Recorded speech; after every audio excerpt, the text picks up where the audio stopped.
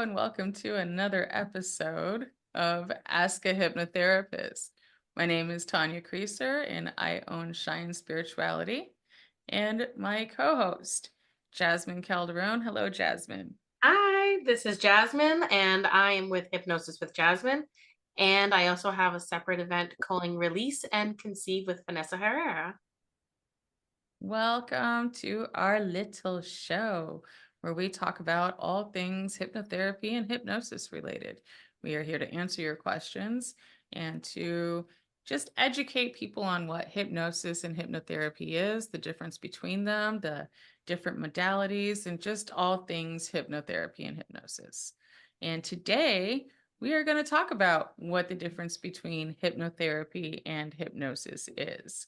So if you have any burning questions or desire to know more about hypnotherapy, we are inviting you to please write to us, email, shout it out. We are here to answer your questions and we are happy to do so because I believe that the more we talk about hypnotherapy, the more we talk about hypnosis, the more people are going to want to do it.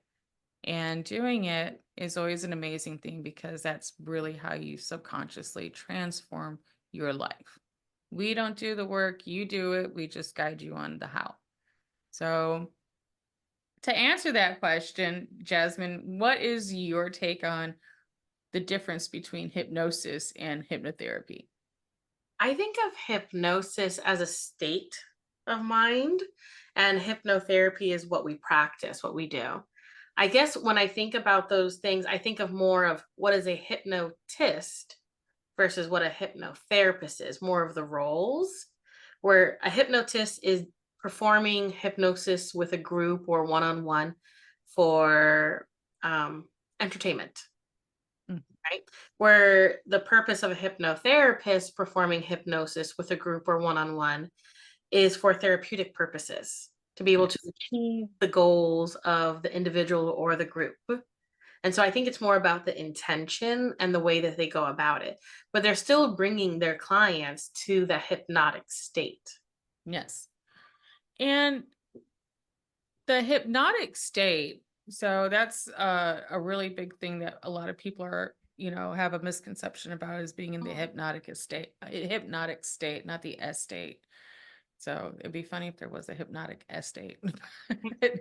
But the hypnotic state is literally just a phase where your brain is focused and ultra hyper focused on something, and it creates a little portal into that subconscious mind where your critical mind is kind of shut down. And that's where you can find yourself, as we said before, driving down the highway, missing your exits because you're in that state of hypnosis. The difference for me between hypnosis and hypnotherapy, like I like the idea also that you can use hypnosis on a whole group of people, not Mhm. just for commercials and buying stuff, but also to program. And that could be good things. It depends on the company you keep. If you're watching a whole bunch of crappy TV, that can get programmed. If you're going to a place where you spiritually feel good and there's a lot of people and there's a speaker and they're talking about something, that can also lull you into a state of relaxation to where you're just paying attention on the surface a little bit, but subconsciously it's getting everything. Mhm. So, um, It's the entertainment side of hypnosis is a lot of fun, and there's different people that can actually go into hypnosis easier than others. So, such as me. you're a somnambulist? I am a somnambulist. I am a 50-50, straight Check, down check. the middle when I do the testing. I am a somnambulist. But for my fellow somnambulists out there, um, Mm. you if they say that you did go to a hypnotist show and a hypnotist is looking for the signs of somnambulist, that's who he chooses to go on to stage. You still have the ability and the willpower to say yes or no if you wanted to go and join. So even if you're a somnambulist watching the show, you're not going to go deep. You're not going to go under like the people that are on stage because you have said no. Yeah. So don't Because worry. that is one of the things that I sometimes forget when I have a lot of people that ask me, you know, oh, don't hypnotize me, and I'm talking about people in public when I say I'm a hypnotherapist, they're like, don't hypnotize Oh yeah. Like, oh, me. no. Like I'm not gonna just sit there and make you bark Look like a me in the dog. eyes. Yeah. It's like you're mesmerizing me right now. Yeah. I am. There's tons and tons of misconceptions on what hypnosis is and what that state of mind is. And it comes from Hollywood, right? Yeah, From it does. old movies, books, even new movies are being made about hypnosis, and they're majority of the time really off the mark of what actually it is. Yeah. I Which is fine. think That's our some job. of us That we're here have. today. Well, I don't remember the name of the movie, but it was where the girl would lure her different boyfriends to her hypnotizing parent. It was a bad Oh, movie.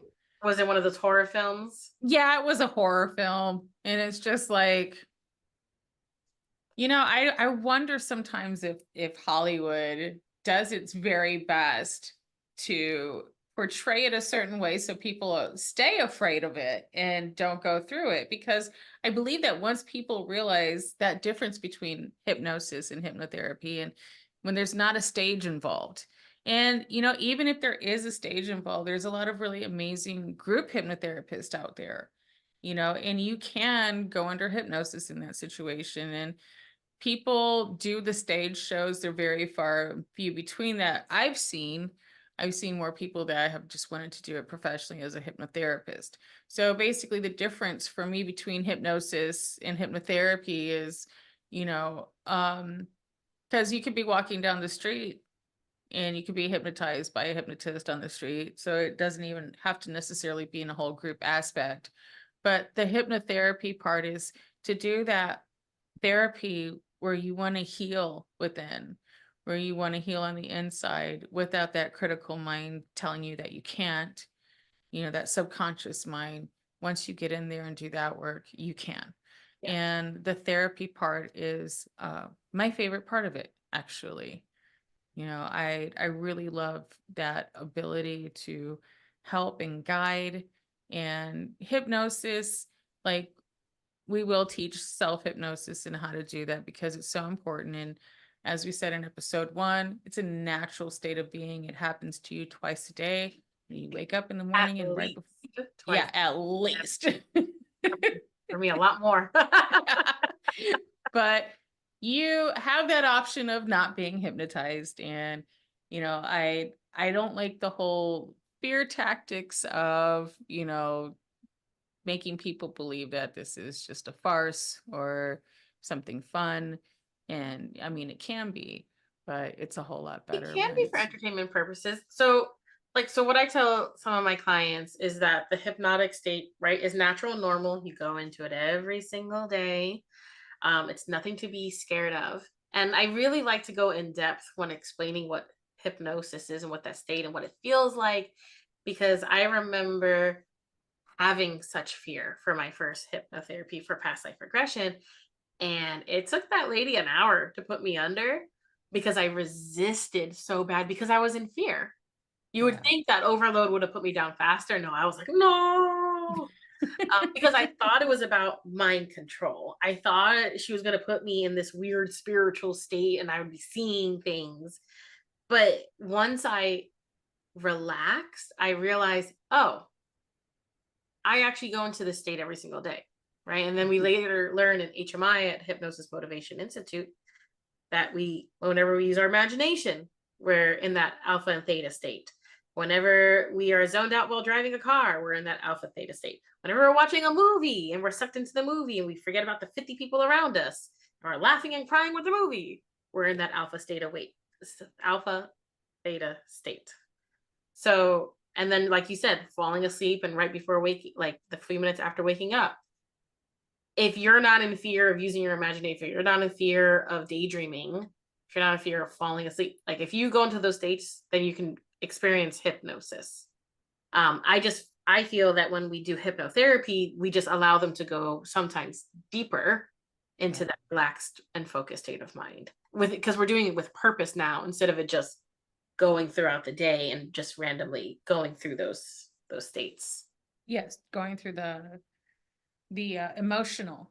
I think Mm. sometimes too, like you can get hypnotized. Like if even if you're talking to your best friend and she's telling you like all kinds of drama, you can get all Mhm. up into it, and that's how you end up feeling it. You hang up the phone and you're just like, oh my god, and Yeah. you feel a little weird for a little bit until you're like, oh wait, those are not my problems, you know, and that had nothing to do with me. So it takes you a minute when you get really in depth, you really do have that presence of a mesmerization, and that's it's a beautiful thing. And that's the thing, as much as Hollywood will try to make people afraid of it and everything just because of its effectiveness, because it is so effective on helping people transform their lives. And when you're in that state, it's really, really nice, and you don't fall asleep, like Most you people don't. Most no. people don't. Even a somnambulist. Even Mm-mm. most somnambulists don't fall asleep. It's not off to the side, snoring, Zealand. It's not. Some, some do, Some, yes. some do. But for most of us, I mean, I feel awake when I do it, Yeah. but it's so incredibly relaxing. Even the emotional ones that I do for, for growing within myself, even the ones where I'm crying while going Mhm. through it because of the say it's like I did one for my miscarriage and I did one for that. And I still, when I came out of hypnosis, I still felt so relaxed because it was relieving in a way to be able to get at that deeper subconscious level and to let go of some of those emotions, to let go of some of that guilt and fear and anger and embrace love for that. Mhm. So yeah, it's if you It haven't is. tried hypnosis, you guys should. Yes, absolutely. I am such a firm believer in this. Like I said, this is something that we believe in so much, we made it our career. Yeah. And we have helped so many people with it. And the other thing that's really amazing about hypnosis, there's different levels of hypnosis. Is basically, like she said, that state, your brainwave function, your critical mind being open. You're not really asleep, you're awake, you can remember, you can do everything that you need to. Again, we're all hypnotized for most of the day, especially if you live in America. So It's the overload because we're so stressed out by so many different things. And I don't know, in my practice, I run into way many, like so many more somnambulists than I think they did 20 years ago. I think we're being made too, because even though you can change your hypnotic suggestible state, like you can go from being an emo to a fizz, you can change the way you think and perceive and receive things. Yeah. So that's one of those factors on how we can determine who can be hypnotized and how. Mhm. It's all about your suggestibility. It's all about overloading the message units and getting you into trance. And the thing with hypnosis that I really like is that there's so many varying degrees of deep, deep The hypnosis. depths, right? The depth level. Yes, the depth level of hypnosis. There is even medical hypnosis where somebody can hypnotize you doing your surgery so they don't have to use anesthesia. Yes. So Hypnobirthing is huge now. People use it to help with the pain of birth and to eliminate it. oh wow, I didn't even think about it in that Yeah. use. That's amazing. That is so amazing. We got to grab a hypnobirthing lady and Yes. bring them onto the show because that'd be great. And in a future episode, just in case anyone didn't know what suggestibility was and what we're talking about, somnambulist, emo, fizz, that definitely, if that's something you guys are interested in learning about, leave us comments, send us emails, because we could definitely do a whole podcast just on each one of those subjects because It's there, there's a there's lot. so much to this. Like even asking the difference between hypnosis and hypnotherapy is just it's such a iceberg underneath that water, because Oh, yeah. Yeah. just We're like tip guys for you. yeah, just like literally our mind, like if you can picture that iceberg, right? A little bit out of the water, that's just how we even use our brain function. We Mhm. don't even use most of our brains. So all of those bad, shitty things that we're dealing with and we're amplifying with scrolling habits and social media habits and other habits can all be changed, which is thank God, because we're only using like up to 12% of our minds, and that's if you're smart. We're so zombified in this day and age with, Instagram and Facebook and Real Housewives and everything going on in the world that we don't even use probably like eight. So that's the iceberg. That subconscious mind is the iceberg because there's so much underneath. And that's why there's so many different varying depths of hypnosis, and people can get all the way down to that subconscious fight or flight mechanism that we're born with and switch Oh, the it primitive mind. off. Yeah, Yeah. that primitive area. And that's why we are all kind of like panicked and everything, is because that area is really toggled and switched on a lot. And that's where our automatic reactions come from. It controls our breath and it controls our heartbeats and it, controls the homeostasis in our bodies, you know, but it also gets triggered by stresses. Mhm. And, you know, Definitely Susan theory at of the mind. office. Theory of mind, what Tanya's referencing right now, like all those components could definitely be another episode because I think it's so big. And it's so Yes. important for not just like future hypnotherapists that might be listening to this podcast, but for just people wanting to understand more about how hypnosis works, or if they're interested in trying it out. By giving this information to you guys and exploring it more ourselves, where we are dismantling myths. Yes. We are spreading more information, which makes people feel more comfortable, which means that you guys can help yourselves better and Yes, moving. and I do like leaving the little cliffhangers because that way you'll be interested and want to know more and you'll turn into the Yeah. next episode. And on that note, you guys can find us on YouTube, Instagram, TikTok, and you can reach us on our email, askahypnotherapist@gmail.com. You can also reach out to either one of us separately through our businesses and through our businesses pages. We'll probably link some of those things in our description on YouTube. But stay tuned because we're going to be having another episode next week. Yes. And next week we will probably be covering something around the same lines of the difference between just hypnosis and hypnotherapy and the depths that we can get into, with their subconscious minds and how that works and how it relates to our everyday life.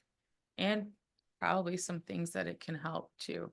So thank you for tuning in and watching. And again, everything is down below that you would need to know and how to get in touch with us. And please leave us those questions because we are absolutely excited and thrilled to answer all of them. That's right. Like, follow, subscribe, leave us a comment, guys. We are so excited to hear from you. You guys Thank you so much.